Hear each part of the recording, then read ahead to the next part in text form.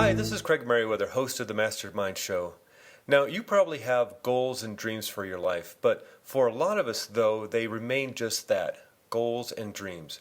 We get stuck in our comfort zone, we get blocked by fear, we start looping negative thought patterns in our heads, telling ourselves it's too hard, or I don't have the skills to do that, or nothing ever goes right, so why try? I was doing some research on the internet and accidentally, if you believe in accidents, came across David Rutherford. And I was immediately entranced by his energy, his intensity, and his willingness to do whatever it takes to reach his goals and dreams. After about 2 minutes on his website, I decided I had to have him on my show. David is a former Navy SEAL. He's a behavioral training specialist, motivational speaker, author, and life coach, a tactical training expert, and outdoor adventure specialist. David served 8 years in the Naval Special Warfare community as a Navy SEAL student, combat paramedic, operator, and instructor. Since his honorable discharge from the Navy in 2003, he has continued traveling as a tactical training and security expert for the U.S. government and one of the largest private security firms in the world. David has inspired special operation units around the globe to push themselves past any and all limitations. His masterful ability to motivate enables people from all walks of life to achieve success in any environment imaginable. David, welcome to the show. That was a mouthful, Yeah. Craig. Thank you. Thank you so much for having me. I really appreciate it, man. Well, one of the things that really attracted me to what you were talking about is self-confidence. Now, as I said in the introduction, probably everybody has some sort of goals or dreams for their life. But if you don't have that self-confidence, you're not even going to take one step forward to trying to make those dreams a reality. So how does one create self-confidence? Are you born with it, or can you build it up somehow? Wow, that's awesome. That's a great place to start. First off, self-confidence is the foundation, as you said, of everything. We don't succeed without it. I mean, think about all the times in your past where you've wanted to go after something in your life, but someone said, no, you're not going to be able to do it, or no, we don't believe you can, or we're not going to make it easy on you, or whatever the situation that got in your way. What did you do? Did you stop and start crying, your eyes out about it and crying yourself to sleep on your bed at night? Or did you get back in the fight and you went back and you figured out how to overcome those obstacles because of self-confidence? So it is it is, in my opinion, it's the real foundation of all of our success. And you asked about, are we born with it? And so many psychologists out there, and whether it's behavioral psychologists or it's neurological psychologists or whoever it is, they all talk about the nature versus nurture, and they talk about learned behavior and all these things. And I like to believe, I like to put my own little positive spin on it. And I like to believe that all of us has the potential for high level of self-confidence, because going through SEAL training, I've seen every different type of guy out there that, from all different walks of life, be able to cultivate this self-confidence in order to achieve, go through one of the hardest military trainings on the planet. So I really believe that it's in all of us. It's just, what are the events in our lives or the experience that it's going to take to unlock it? So, I think self-confidence is it's critical. I mean, without it, like you said, we're not going to succeed. Well, you mentioned the Navy SEALs, and I mentioned that in your introduction, and I want to ask you about what it took to get in there, but maybe really quickly, I think a lot of people may know Navy SEALs because they were involved in the Osama bin Laden event, but maybe you can explain exactly what Navy SEALs are and the training involved, because you just don't sign up like you do for the Navy or the Army or the Marines. This is like an elite special forces unit, and maybe you could explain a little bit about what they are. Awesome. Well, first thing I got to do, since it's the anniversary of the UBL raid a couple years ago, I just got to give a shout out to all my brethren from SEAL Team 6 and a couple guys that I knew that were part of that operation. I just want to say thanks, gents. You capped off a decade of conflict with really a remarkable feat, and we all, owe those guys a debt of gratitude, as well as everybody else, the thousands of people that were involved in making that happen over the years. So to become a Navy SEAL, it really is just, you need that spark. You need that something in your gut that says, all right, I've really got to challenge myself. I need to address something that I think is missing. And I can't claim to know I know everybody's story. I get a sense of a lot of young men's stories. I've helped a few people, realize their dreams of going into SEAL training, and a few that have made it through.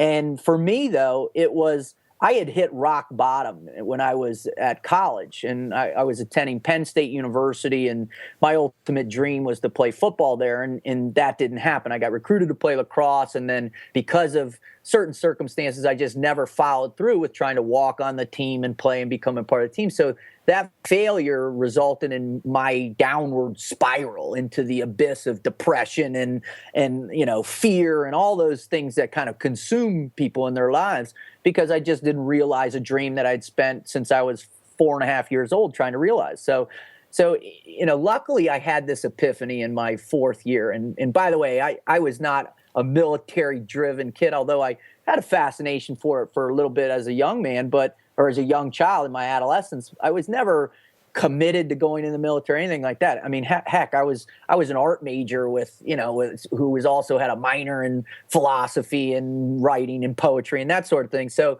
never in my wildest dreams did I figure that it was going to be the SEAL teams for me that changed my life. But luckily, I had an epiphany that was like, boom, one day when I was doing my laundry, which I hadn't done over the course of like a month, most typical college, derelicts, and had this epiphany that I had to change my life. So after all the choices that I thought of, joining the SEAL teams made the most sense for me. And this is why. Because my entire life, the success I had was always relative to being a part of a team, whether it was in football or lacrosse or being a part of a family team or friends, and that camaraderie. That was where my self-confidence was derived from.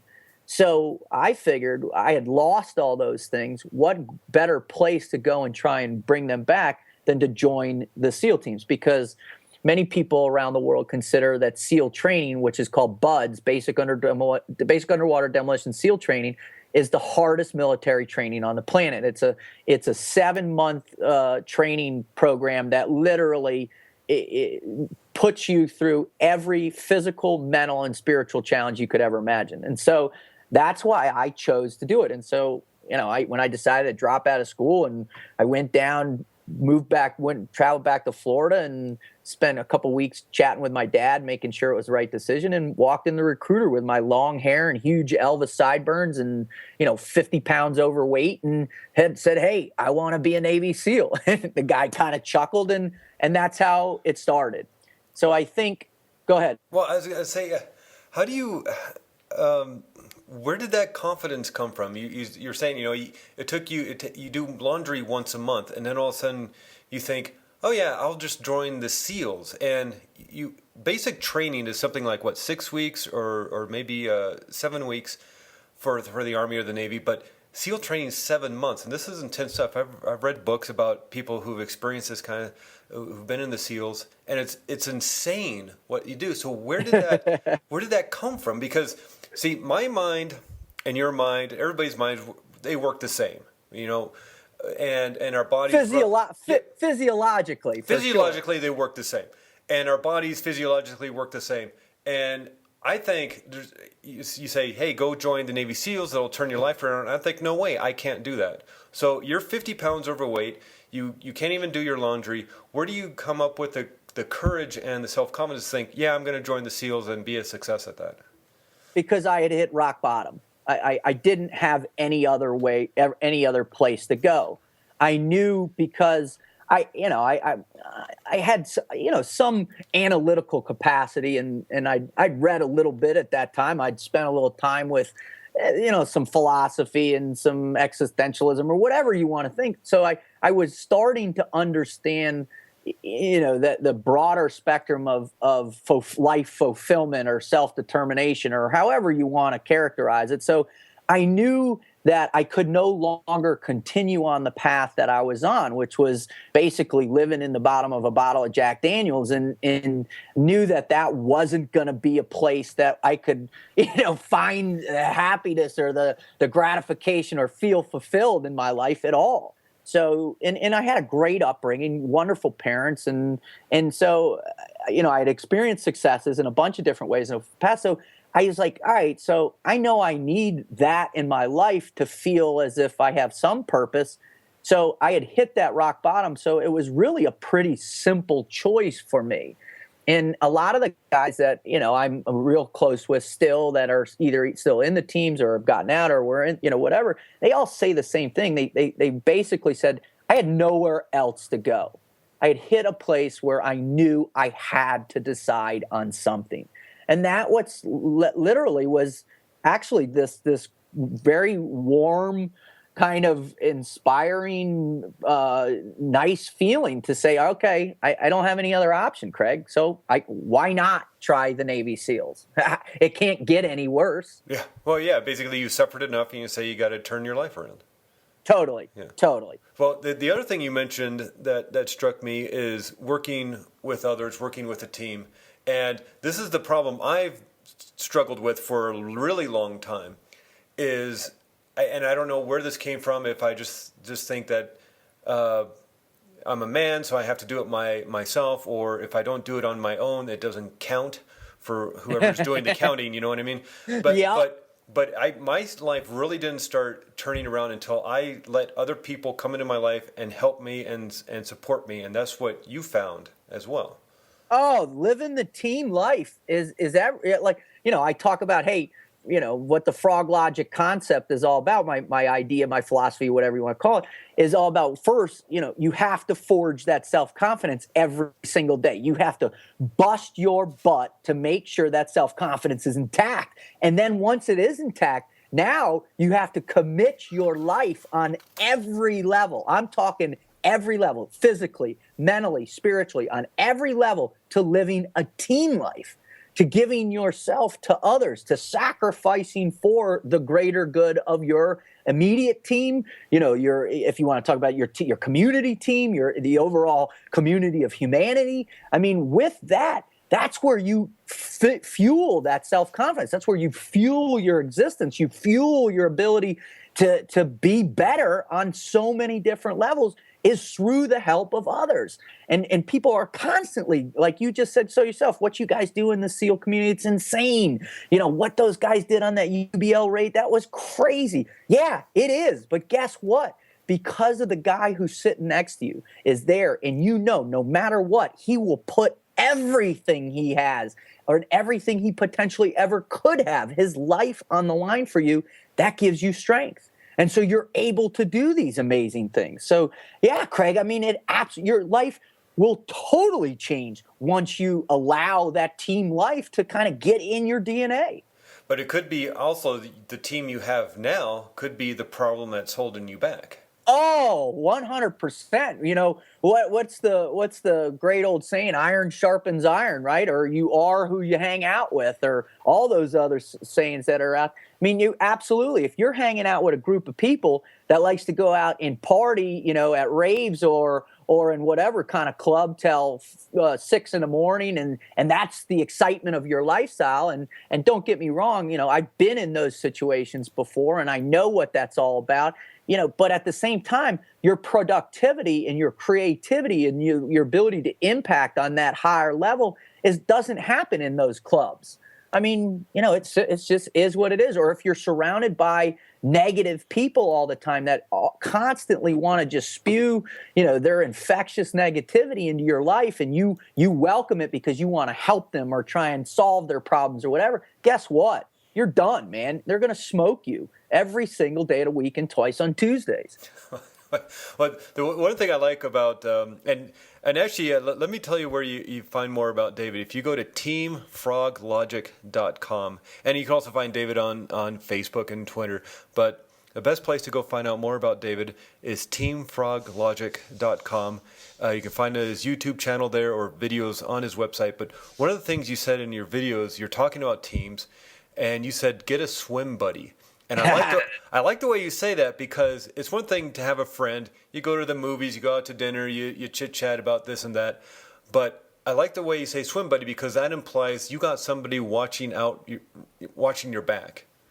Well, let me flush this out. Let me give some historical perspective to these things. So, SEALs in everything we do, in training, in combat, or wherever we are, we always have a swim buddy there with us. So somebody that has our back, right? We have theirs. So back in World War II, the underwater demolition teams, the frogmen of the Navy, so to speak, they used to, their job was to launch from the major ships and get dropped off in these little dinghies and then swim a couple miles to the outer atolls, or the reefs that surrounded the island chains over where the Japanese, had control over. And so these UDT guys would go in a pair of swim trunks, a pair of cheap dive fins, some Kmart circular mask, a dive knife, and 50 pounds of TNT. And they would swim to these islands middle of the night and dive down and strap on these explosive charges, blow them up so the next day the Marines could raid the beaches. Well, everything you did was with a swim buddy.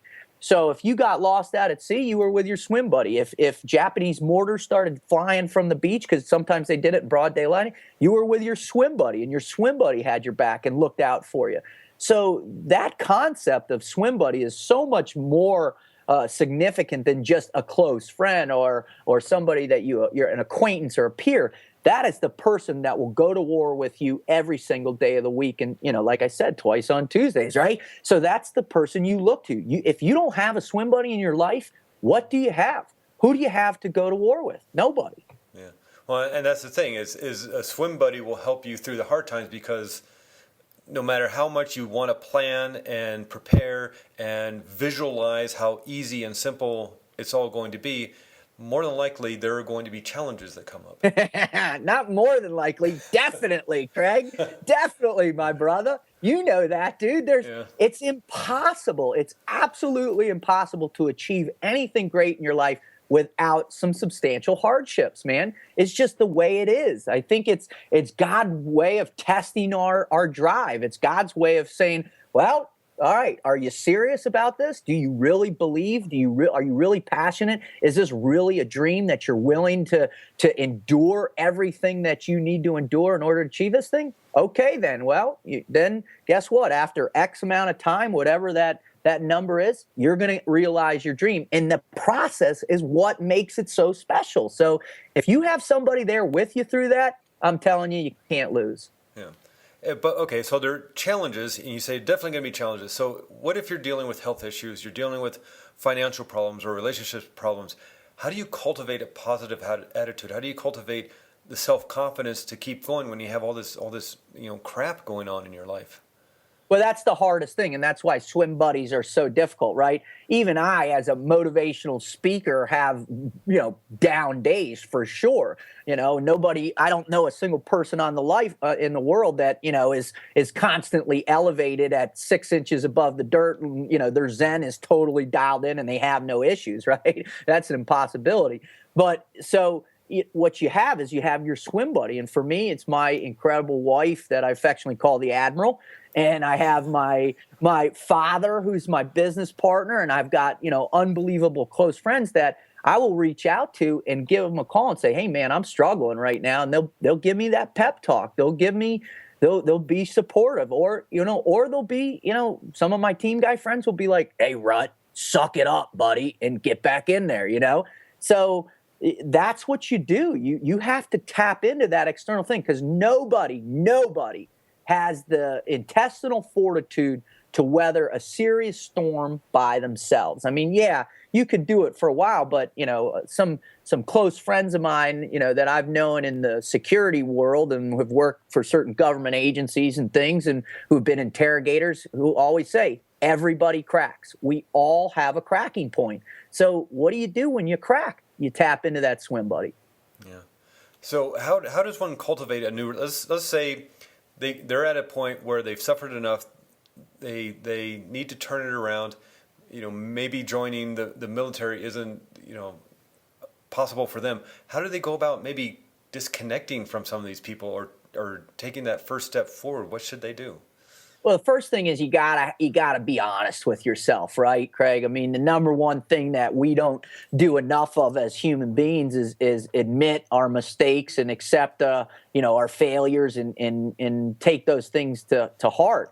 So the first thing I always have people do, with whether it's my private coaching or mentoring, I have people take an inventory and literally write down, all the people that are important in their lives, and then draft out a short paragraph on why they are. What are the pros and cons, if you will, even as simple as just one word adjectives to describe these people. And if you see people that have an overwhelming negativity surrounded their name, then, cross them off and get rid of them, man. And I know that's hard too, because you cultivate relationships, and maybe, they just don't know. And if you want to keep them in, then you got to be upfront and honest with them and say, hey, listen, dude, you've got to stop the negativity. I don't want that in my life anymore. I want a friend that's going to be positive and all around. And so that's one way to do it. I think the other way too is really to take a step back on your life and be an observer for a second, right? So many times, in the SEAL teams, we're taught how to observe. A lot. We don't just show up in a combat environment and they hand us a stack of targets and say, "All right, here you go. Here's all the people you got to go after." Boom, boom, boom, boom, boom. No, we've got to get out there in the dirt and in the hot and in the misery, and we've got to get our own intelligence, right? We got to sit there and watch and see who's bad and see who's not, and see what's up. We've got to observe our environment. Well, guess what? The same is true for people, no matter if they're in the military or not. Take a step back and observe your environment.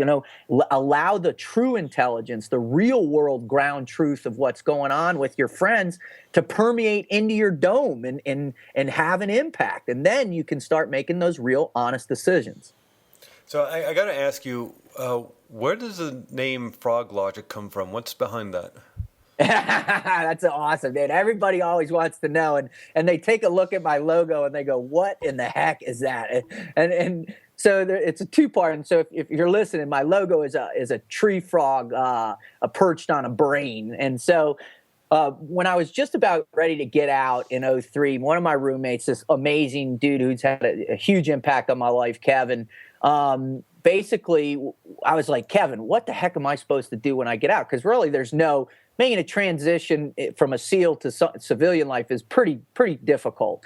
And so he was like, "Oh, Rut, man, dude, you ought to be a motivational speaker, man, and you could call it Frog Logic." And the idea is that we've always been called frogmen, right? From our early predecessors from World War II were frogmen. The Navy SEALs from Vietnam were frogmen. So that's kind of our moniker, if you will, is frogmen. So what I wanted to do was pay tribute to those guys, the 70 plus years of operational success that's come before me, and say, "Hey, man, I admire everything and I'm thankful for everything that you gave me and taught me." So that's where I came up with the frog. And then, of course, logic is it could be frog thinking or frog brain or whatever, but logic is such a unique term that I think many of us take for granted.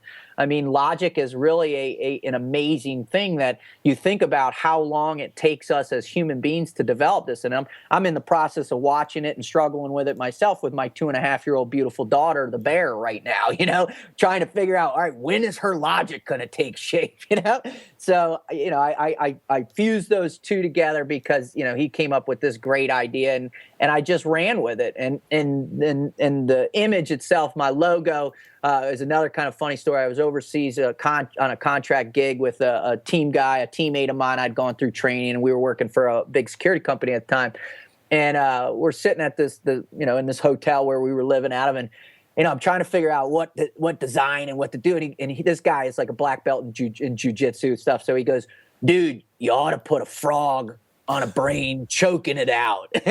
And so, the original idea was going to be all to help kids. And my first book was a kid's book. And so that's what the main focus. And I said, "Dude, I can't go into schools around the country with a frog choking out a brain. I'll never get past the front door." So I modified it a little bit, and that's how the whole thing came out. So. Yeah, I was just about to ask you about that. You actually go out and do programs not only with corporations and do individual things for individuals, but you also work with kids, which is That incredible. that yeah, that was how it all started, Craig, man. It really was the what got me. It was the spark. It was the initial, what really ignited me to change my mission in life, so to speak, from carrying a gun for a living to try and inspire people and motivate them to make changes in their lives. And so, that's really, what got Frog Logic launched was my desire to, teach kids self-confidence.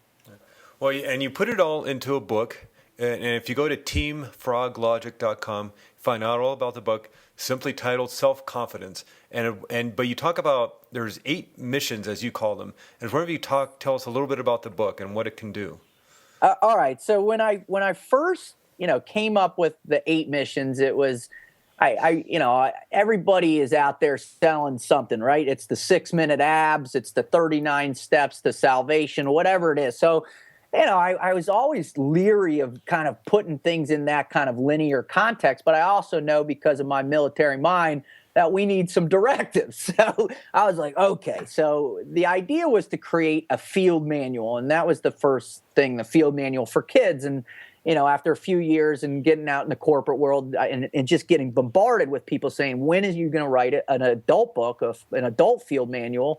That's what I said. So I just kept the same concept of helping people accept missions in their lives. And so the chapters are called missions. And so what I did with these original 8 to forge your self-confidence was I looked at my life and really did a lot of research on what were the processes in my life that helped me get through all the hard times, when I was going through Hell Week, and I hadn't slept for 96 straight hours and I was getting pummeled and I didn't think I could make it another step.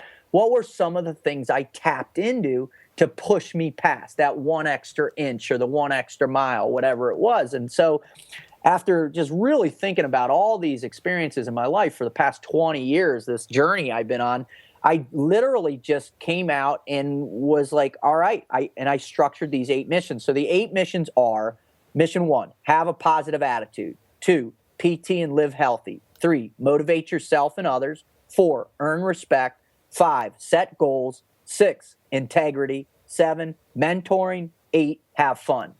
And those were the ideas that I felt were critical to be able to put into context in order for your self-confidence to remain intact when you're getting pummeled.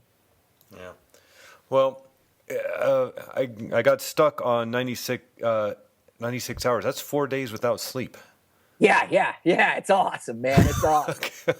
All right. You and I have different opinions about that. Okay. Oh, Craig, dude, you would love it, my man. You would absolutely love it. And it's so funny because everybody always says the same thing, right? They go, "You're out of your mind. What would you want to do that?" And we talked a little bit about this before. The reality is we're all capable of doing these amazing, insane things in our lives. We just have to want to. Granted, I'm never going to go start dunking basketballs with on the Miami Heat or any crazy thing like that. I just physically not capable of performing at that level. But if I wanted to go climb Mount Everest, done. If I want to start a charity, done. If I want to start a business, done. If I want to go work for in the financial world, done. You just have to be willing to endure, right? And if you're passionate about it, you can do it. Okay, so it comes back to the self-confidence. And obviously you have a ton of it. And one of the other things you were saying in one of your videos, you were saying, don't whine. And I was immediately struck by what you just said. I was kind of whining about 96 hours. That's dumb. I couldn't do that. I'd feel awful. And you're like, it's the most awesome thing ever. And it's an attitude difference. It's a thinking difference. It really is, Craig. I mean, just imagine yourself. What I always challenge people to do is I give them this little positive attitude test or whining test, if you will, that, tomorrow I want you to wake up, and every time that you say something that's negative or sounds like a whine or sarcasm or whatever it is, I want you to drop down and do 10 push-ups and see just how integrated this type of vernacular is in how you communicate you're going to do a couple hundred push-ups tomorrow. It's crazy, dude. And so, my thing is, if you whine, it is absolutely 100% impossible to be positive while you're whining. Yeah. And a lot of that also goes back to your team. Are you hanging around people who are whining and complaining, and you might need to stick with those people or feel that you need to because they're keeping you comfortable? But are these people whining and complaining all the time? Because you're going to get stuck with that. Oh, it locks you into what I call your comfort zone behavior. And, and everybody needs to have comfort zone behavior because it protects us from the severity of failure. It protects us from fear. It protects us from all that negative stuff that builds up in this journey we're on. But at the same time, what happens and what was really prevalent in our society nowadays and in every society around the world, in essence, is that the comfort zone behavior begins to overwhelm that risk-taking behavior, that excitement, that happiness, those other things that really kind of drive that spirit of accomplishment in us, because we just don't want to feel that failure. We don't want to feel those fears. So we live in that perpetual state of comfort zone. And dude, you absolutely cannot achieve any success in your life if you sit there and you stay there just camped out. It's crazy. Yeah. So you actually work with people one-on-one. Yes. And then what? So you assess somebody. What's kind of like your first steps if you're working with somebody one-on-one? My first thing is I talk to them, and I just want to get a sense of why they think they need my help, and kind of to get inside on where they feel like they're lacking, what's missing, right? What's that thing that's missing? And typically it's usually self-confidence in most people. And then other people, it's just on a much broader perspective, people simply don't have a purpose. And so that's what I try through the conversation. I try and really drive the back and forth towards people getting to that point where they just realize, I don't have a purpose in my life. And so once people can openly and honestly admit, I've got no real purpose, then we have a place to start from. So that's what I look for. I really get down to, people exposing that lack of purpose in their life. Yeah, I think that's a sticking point for a lot of people's problems. And you say that, and somewhere I heard you say, everything you have is based on your purpose in life. Everything. All right. So I wake up in the morning and my number one purpose is to be a better husband and to be a good father. Right. And so as I go through the day and my daughter comes running up and wants to jump in my arms and give me a hug for 5 seconds while before I go to work or something. And I say, I got to get to work. That's craziness. That's not, I'm not living my purpose. Right. Or if I don't, when somebody is asking for my help, if I don't really open myself up and really dig into myself emotionally to pull out the very best advice that I can give for someone, then I'm not realizing my purpose. So, yeah, without it, we're lost. All right. Well, this has been wonderful talking to you, David. I like to kind of keep these short. People get an introduction, but I feel like I could talk to you for another hour or so. The last thing I wanted to ask you about... you talk about anchoring your heart to your mind as one of the ways to build, or the first step to building self-confidence, anchoring your heart to your mind. And I wonder if you could explain what you mean by that. Sure. Being an artist, I'm a very kind of visual guy with how I write. That's the way I think too. And so I really wanted to kind of create a step for mission one. And it's the first step of mission one, have a positive attitude, is to anchor your heart to your mind. And what I really wanted people to, create this imagery of this, the giant, massive anchor that's on a ship or something, and what that means. Ship drops anchor, and that ship is, that it depends. Its life is dependent upon, that stability in the ocean, right? So it won't wave if the seas are coming or whatever. It's the anchor that holds it true. Well, my whole thing is that if you don't anchor the two things that are, one of the biggest thing that you can actually tap into on a regular basis, which is your heart and your mind, right? Your ability to think about things and feel things. If you don't push those two things together and literally tie them and everything, then you're going to struggle with things because you're going to question whether or not your brain is overtaking your emotional. Or how many times have you heard statements like, "Oh, don't let your thoughts get in the way of your heart," or, you know what, be practical. Don't be so emotional about things. Well, guess what? And from my experience in life and being able to accomplish the things I've accomplished, and also the things I've seen with humanity, the more you have your heart anchored to your mind, the greater capacity you have for success, period. Yeah. Well, the website is teamfroglogic.com. And you can find all about David. It's a fun site to go to. Lots of videos and all sorts of information about his book and DVDs. You work with corporations, team building exercises. You work with individuals and do workshops and all things. So go there and find out all about more about David. Teamfroglogic.com. You can also go to mastermindshow.com/David R. For David Rutherford, and David R, all one, I wouldn't you call R a word, but all one thing there.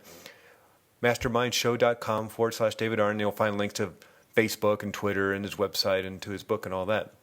But David, I really appreciate you're so energetic. It's infectious, and I think that has a lot to do. I think there's an obvious example of your team. If you have somebody like David on your team, I mean, imagine where you're going to go. And so you got to build your life with people like David, and even if he's just your coach, or you just get his book or get his DVD or join up on Facebook and get his posts. It's just somebody like David is great to have in your life. So thank you, David, for coming on. You have so much to say, and imagine like getting your kids around David. What that might do for them. Awesome. Craig, thank you so much, man. I love your purpose, brother. And I think, the people that you're bringing to the public are really, you're having an impact. I just really feel honored to be a part of it. Thank you, bro. All right. Thank you, David. Take care.